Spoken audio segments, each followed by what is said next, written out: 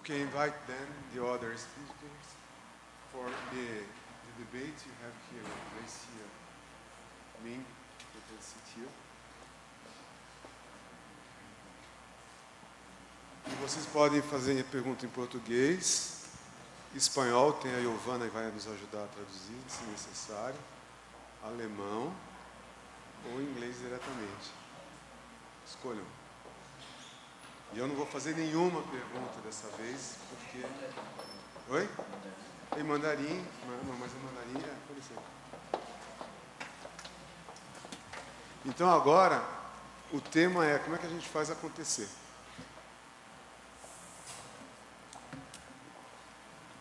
Tá vendo quando eu faço perguntas, fica todo mundo quietinho, depois brigam comigo. Cadê o Michael? Michael, você vai ter que fazer pergunta agora. Ah, sim. Oi. Eu já não vou ler. Tá. I will not remember who put the numbers, but I guess it was Daniela.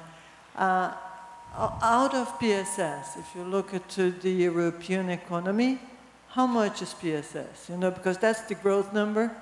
Is that 10%, 15%, 5%? You know, that's something that, you know, need to be wasted off. Yeah, I think it's a very good question. I tried to find the answer to that, to bring it today, and I couldn't find it. So I guess that would be a very nice research topic to look at, to really try to understand how PSS is represented in the European economy, and also how the growth can come over the next years. It means we don't know. I don't know. Say again? For service, yeah, right now PSS is inside the service category. So we would need to understand how it is divided and to what percentage PSS corresponds to. Umberto Bettini from the School of Engineering of this USP. A question for Ming Yang. I see that you come from Cambridge. Did you have the chance of presenting this kind of studies to professors from the economics department that are working in the land, what's the name of the land school, of the land economics? Land economy department? Land economy, like Gabriel Palma or Ha Jun Chong of the Kicking Away the Ladder, of the Catching Up. Did you have the chance of presenting this kind of studies to them? I try to understand your question. You asked me if I have the chance to present... To have this kind of presentation or to have them in the audience? Oh, I think it would be very interesting to invite them to give a presentation related to services, especially economy. Okay.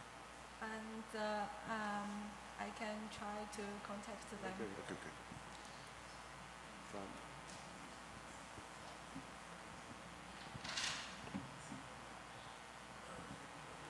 Olá, meu nome é Fábio. Eu queria fazer a pergunta para a Silvia a respeito da indústria, que a gente ouve falar muito da indústria 4.0, e alguns equipamentos industriais de produção estão sendo conectados com uma gerência, com uma administração. E eu queria ver de você onde vocês se encaixam, que eu acho que é muito fortemente, nessa questão de indústria 4.0 com a IoT. Sim. É uma ótima pergunta. Inclusive, na FEMEC, a gente reparou que você tem dois extremos na indústria, né? Você tem equipamentos ultra sofisticados, conectados, e, ao mesmo tempo, equipamentos ainda sem automação. O que a gente observa é que, mesmo em indústrias altamente automatizadas, por exemplo, a gente visitou a linha de produção da Ambev, em Jacareí. E você tem máquinas de milhões, você tem sistemas que têm conectividade, Ethernet, mas para você obter uma informação específica no momento que você quer e da forma como você quer, é muito difícil para eles serem atendidos, né?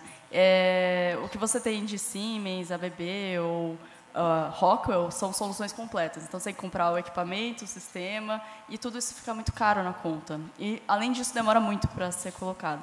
Então, o que a gente tem encontrado bastante oportunidade na indústria é você, rapidamente, com um equipamento, né, de baixo custo, compatível com essas máquinas e dispositivos sofisticados, você ter um serviço que, por exemplo, se você tem um serviço de manutenção preventiva ou de análise de OEE, né, Overall Efficiency, que atende àquela necessidade da gerência e você consegue ter uma geração de receita a partir disso, sem o cara ter que ter tido todo aquele investimento para ter um sistema assim, e aí sim você ter essa informação disponível, mas que ainda não te traz o serviço, né? Então, é um pouco nesse caminho que eu acho que, de certa forma, a gente vai meio disruptivo, né? A gente até começa com, por exemplo, uma máquina de solventes, né, de uma empresa brasileira comum, com alguns pequenos processos que a gente consegue monitorar e, aos poucos, ir ampliando o papel dentro da indústria.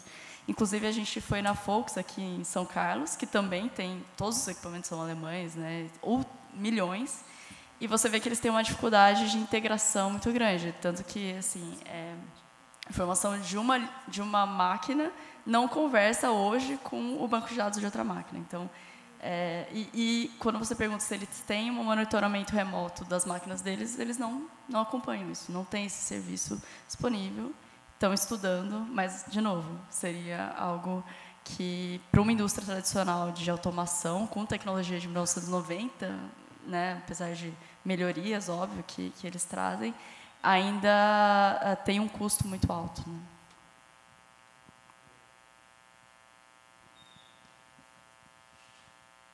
Hello, my name is Antonio Rentas. My question is for Mi Yang. When you present that case of the gas generator, instead of you sell just gas generator, you're selling gas, I was wondering, and I guess the equipment is installed in the customer, right? It's in customer facility. And you guys are using Internet of Things to monitor how many gas are sold. How do you do that? It's through Internet of Things or in the old way? I don't know. That's very interesting. That's a very good question. Actually, the change of the business models from selling gas generators to gases completely changed how the companies located their sub-companies and how they provide the gases to their customers. So previously, it is true that the company has a gas generator manufacturing center located in only one company, in one city, and then they sell the gas generators to their customers all over China. And when they sell gases, they do it in a completely different way. They, instead of building this, they build different sub-companies, gas companies located in some industrial park where the sub-company was surrounded by a lot of customers. So they have their gas, I think in 2014, they have 27 gas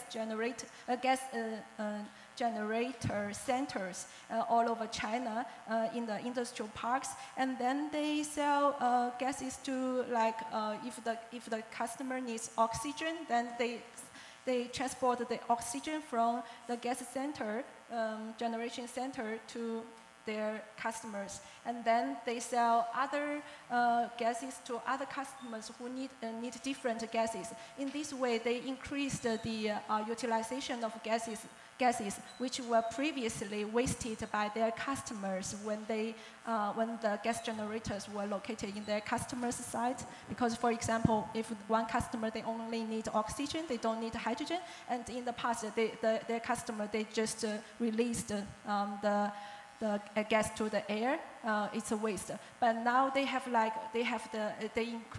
utilize all the gases, the byproductions and the co-productions in a very good way, in an optimized way. Oh, I understand. So the equipment is not installed in the final customer. Actually, no. you have sensors. Okay. Yes. So they carefully designed where they are going to locate the gas centers. Usually it's in some industrial parks. That's why they also need a lot of support from the government, because the government needs to allocate or have some policies to encourage what kind of industrials should be located in which areas of the city, things like that. Thank you.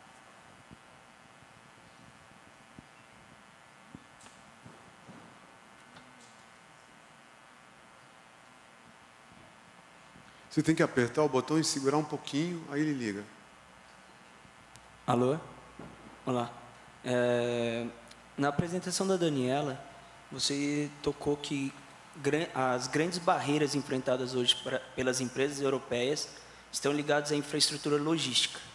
Pelo menos aqueles 4 primeiros tópicos estão nessa categoria. Como você vê o Brasil nesse ponto de vista de infraestrutura logística para receber essa nova tendência que é o PSS? Como tornar o PSS uma realidade para as indústrias brasileiras, considerando que a gente tem uma infraestrutura logística bastante aquém? Aí uma pergunta para a mesa toda. E uma segunda pergunta for Ms. Yang. Providing that the Chinese people still live in the countryside, half of the population today live in the countryside, don't you think there is still market for products in China?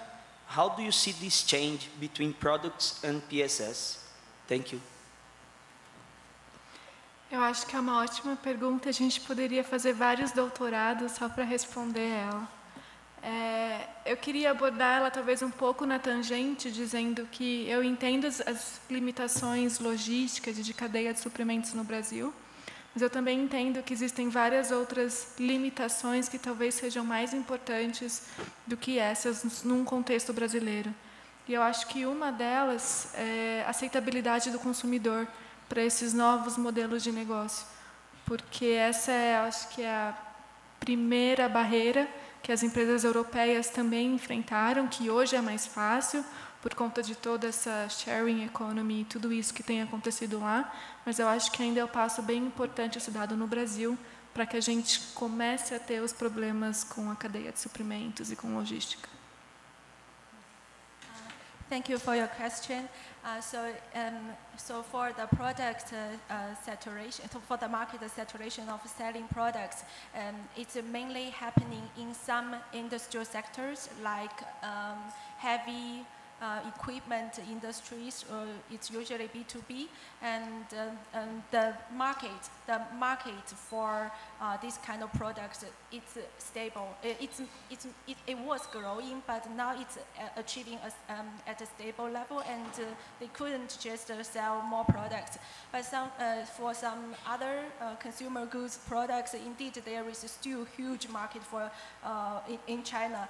But usually for those people who are living in countryside, those products, sometimes they do not require, for example, very high-tech, these kind of things. And in this situation, service can really add the differentiation of how of this company compared to other company, because in China, production is not really a big problem anymore. Every company, if you have money, if you can hire people, if you can buy equipment, you can produce products. And how can you differentiate your company compared to other people who can also achieve this? It's by selling service, it's by adding value-added service. So this in this kind of industrial sector in China, the differentiation from other competitors, this would become more motivation compared to market saturation. Só adicionando ponto em relação ao problema de logística, acho que a IoT tem um papel bem importante aí para você prever, né, antes que a falha aconteça, para que você não precise deslocar o equipamento. E, enfim, poder prestar todos os serviços remotamente. O Aldo quer fazer um comentário? Não, só um comentário também a esse respeito, né? E acho que a questão logística é importante e é um grande problema, principalmente no sistema atual de venda e cada vez consumir cada vez mais. e num sistema o PSS você tem um relacionamento entre a cadeia muito mais ampla, o seu consumidor vira seu fornecedor também, e essas relações mais próximas podem até facilitar soluções em termos de logística, mas lógico que logística no Brasil é um problema muito mais amplo, independente até próprio do sistema. Mas até como fazer isso acontecer, eu vou pegar até um gancho do meu colega da Oxipira, que conversando ali, e eles são produtores de máquinas, de ferramentas, e trabalham com alto desempenho de produtos e ferramentas para maior manutenção e durabilidade dessas máquinas. E nesse contexto, o que eles estavam me colocando é o seguinte: para fazer isso mesmo acontecer, duas coisas importantíssimas que tem que ser trabalhado seria a gestão de riscos desses equipamentos e desses ativos que estão sendo utilizados, e todo o seguro que isso precisaria ter, e uma questão tributária, né, de impostos, que isso também está relacionado, porque quando a gente vê esses retornos desses produtos, mesmo dos materiais, e vários segmentos industriais colocam isso, dos impostos serem cobrados 2 vezes, 3 vezes mais quando você utiliza materiais reciclados. Então, para essa pergunta da mesa, né, como fazer isso acontecer, eu acho que não é só uma questão de tecnologia ou de vontade, mas também uma questão de políticas públicas, de mudança institucional, para formar toda essa base para que esses modelos possam operar e realmente acontecer. Nos aspectos mais técnicos do projeto, do produto, do desenvolvimento, que é o que a gente está aqui também nessa sessão, projetos mais robustos também precisam ser desenvolvidos para que consigam atender diversos segmentos no mercado, e, lógico, também projetos modulares para que essas mudanças possam ocorrer sem precisar os produtos serem totalmente descartados. Apesar de toda a crítica, eu vou fazer uma pergunta, desculpa. E vai ser para a Aurélie, porque, como eu sou um grande usuário e fã de bicicleta, quando você apresentou os desafios da Sertel, eu, de certa forma, me desculpa se a minha interpretação for errada, eu vi desafios de dentro da Sertel. Mas existem coisas que... Como que vocês podem... Porque, por exemplo, um grande potencial para o negócio de vocês foi a quantidade de ciclovias que foram feitas em São Paulo. O que você vê como desafio realmente, que eu tenho uma ideia, eu até posso depois fazer um comentário, mas se vocês são nesse business, vocês devem saber mais, com relação a fora, o que no ambiente externo à Sertel, que tipo de desafio existe para que o negócio de vocês realmente cresça? Então, eu acho que eu falei, né, o desenvolvimento da mentalidade para ver a bicicleta como um meio de transporte de verdade e não como lazer. Se a população brasileira visse realmente a bicicleta como um transporte, teria mais uso da bicicleta do que hoje. Então, eu acho que isso é fora da gente. Eu posso, desculpa, dá licença, né? Eu estou aqui na frente, eu posso debater assim. Eu concordo, mas isso está um pouco distante. Eu digo assim, se eles tiverem a mentalidade hoje, tem muitas outras barreiras. Sim. Que é a barreira da segurança, a barreira desse tipo de coisa. Então, o que sempre se diz, e eu já vi estudos desse tipo, que do pessoal da economia, eu vi estudos do pessoal da economia com relação ao transporte, que eles sempre dizem o seguinte: quem que vem primeiro, a vontade de você ter mais transporte, ou depois que você cria uma infraestrutura, o transporte vem, né? Então, você não acha que fazer alguma ação, de certa forma, ao poder público, para que exista mais segurança, para que exista mais ciclovia, pode ajudar? Porque tem muita gente que não anda de bicicleta de medo de acontecer acidente. Eu vou andar de bicicleta, eu vou ser atropelado, né? Então, nesse aspecto, vocês não têm nenhuma ação da empresa de vocês? A gente foca no sistema de bicicleta e a gente acha que isso é um papel do poder público. São campanhas de educação. Mas vocês esperam, vocês não agem, vocês esperam eles agirem. A gente dá toque para o poder público, porque é um parceiro, mas é só toque e não é obrigação nem nada. E a gente acabou de participar numa licitação em Goiânia, e dentro da licitação foi o primeiro edital que falava de campanha de educação. Então, agora a gente vai ter que participar de uma campanha de educação, mas é a primeira vez em 5 anos que acontece. Entendi. Bom, eu não aguentei, viu, gente, fazer pergunta para o senhor em relação à bicicleta. Tem uma pergunta ali? Okay. Well, hello. My name is Júlio, from Oxipira Automação and HRC Metalização. Thank you, Aldo. I think you were reading my mind. My question is related to regulation and compliance. So my question is especially to Daniela and Mi-Young. We are developing solutions to our customers under the PSS concept.